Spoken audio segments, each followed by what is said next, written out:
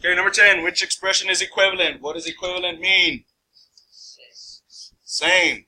Remember, what are you supposed to do when you see that word in decimals? What are you supposed to do when you see equivalent? Box 1 and box 2 is your answer choices.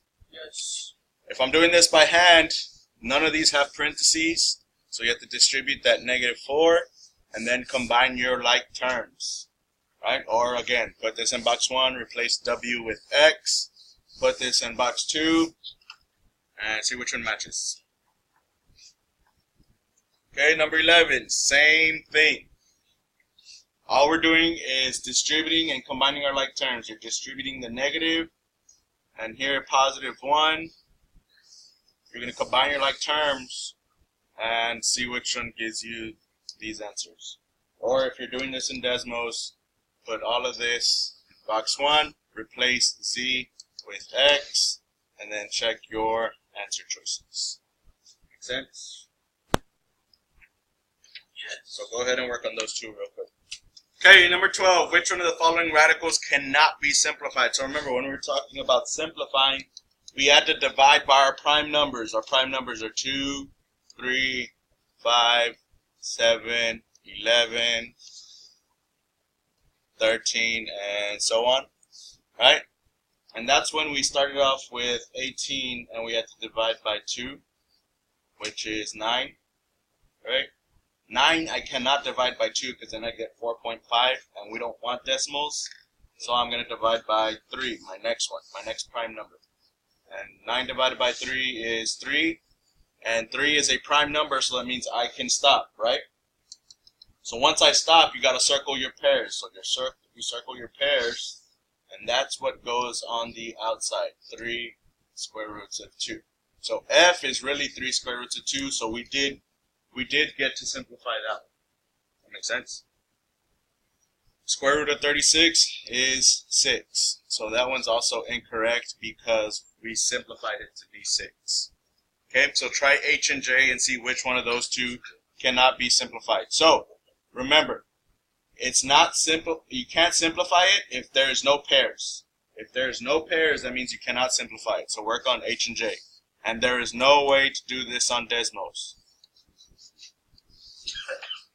So you actually have to learn how to do this. So go ahead and try that one out.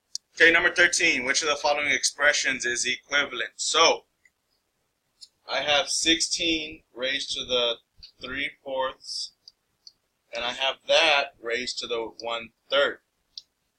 Remember, our power to a power rule on your formula chart means when you have an exponent and then you have another exponent on the outside of the parentheses, then you have to multiply those two exponents. So this becomes 3/4 times 1/3. You multiply on top, on bottom, you figure out what your fraction is, and then you might have to reduce it depending on whatever you get. Okay? So you're multiplying the two exponents. Also, you can put this into Desmos and then check your answers to see which one gives you the same number value. Because there's no variables there, so it's not going to be a graph. It's going to be a number. Okay? And remember, to do an exponent, you're going to hit either the A, B, or you can do Shift 6, which is the up arrow. And you can still do fractions in the exponents, so you just have to be careful about all that. Okay, does that make sense? So go ahead and try that one out. Number 14, which expression is equivalent to 7x to the -2, y to the 5th power? Okay, so remember, negatives. We do not like negative exponents. What happens to a negative exponent?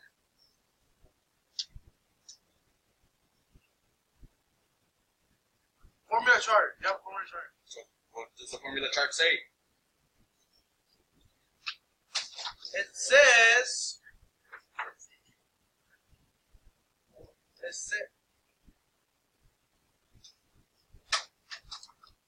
don't know. What does it say? I'm checking Mr. Reed. A to the power of negative Equals 1 over 8 to the power of 8. So when you have a negative exponent, it goes to the bottom of a fraction, right? So if a negative exponent goes to the bottom of the fraction, so x to the negative 2 is the only thing that goes to the bottom. So you have 7y to the 5th divided by x squared. Okay? Now, to do this in decimals, okay? So x and y. So it's going to get a little tricky, so you have to be careful. And so if you put 7x to the negative 2, y to the 5, you get like a little triangle, right? You get a little hazard symbol. It only likes x and y for equations and graphs, okay?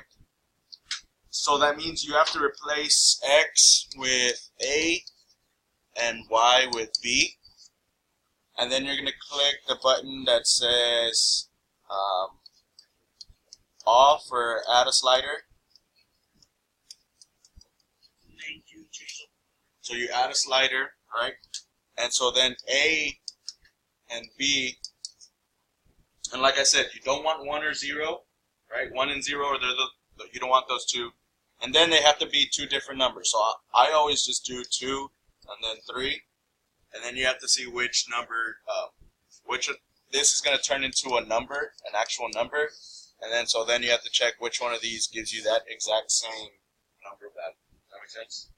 Okay.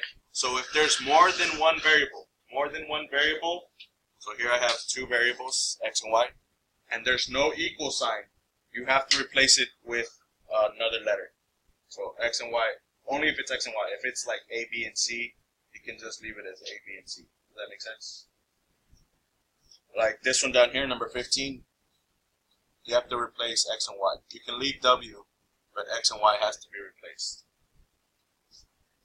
Okay, so 14 and 15 are the same. It's the same thing. To do this in Desmos, you replace x and y with either a and b. You can keep the w like that. So you're going to put all of this, and make sure you set your sliders. So remember, this is x, this is y. And you want to set this one at 2, this one at 3, this one at 4. And then you do your answer choices one at a time to see which one matches. Okay.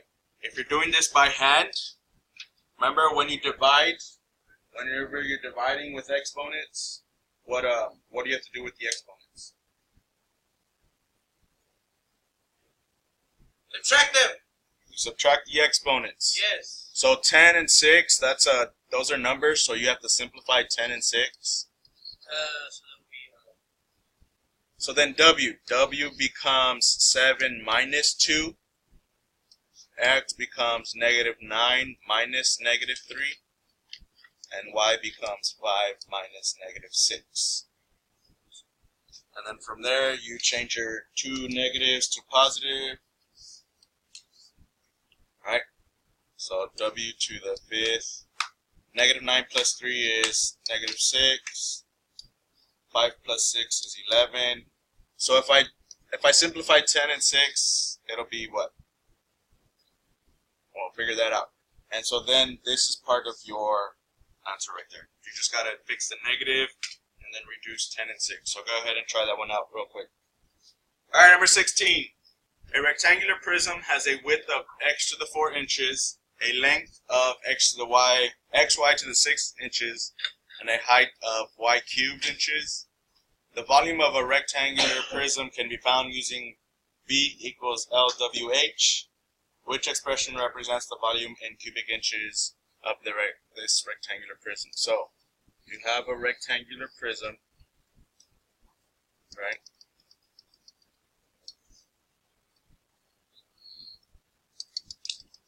Okay, so the width is x to the 4. The height is y cubed, and the length is xy to the 6, right?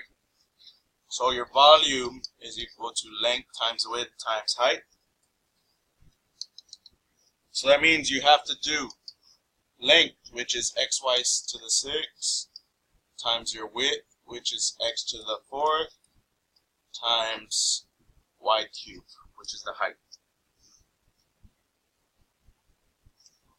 And so from there, whenever you're multiplying monomials with exponents, what do you have to do with the exponents? You add the exponents, right? And remember, if there's no exponent, there's really a 1 there. So you're doing x to the 1 plus 4 and y to the 6 plus 3. And that's your volume. Okay? If you're doing this in decimals, again, you're putting this into box 1. And remember, you're replacing x and y with a and b, and you're adding a slider. And so you can set x equal to a, y equal to b, and a equals 2 and a equals 3, and then check your answer choices to see which one gives you the correct answer. Does that make sense? Any questions? No? Alright, go ahead and finish that up.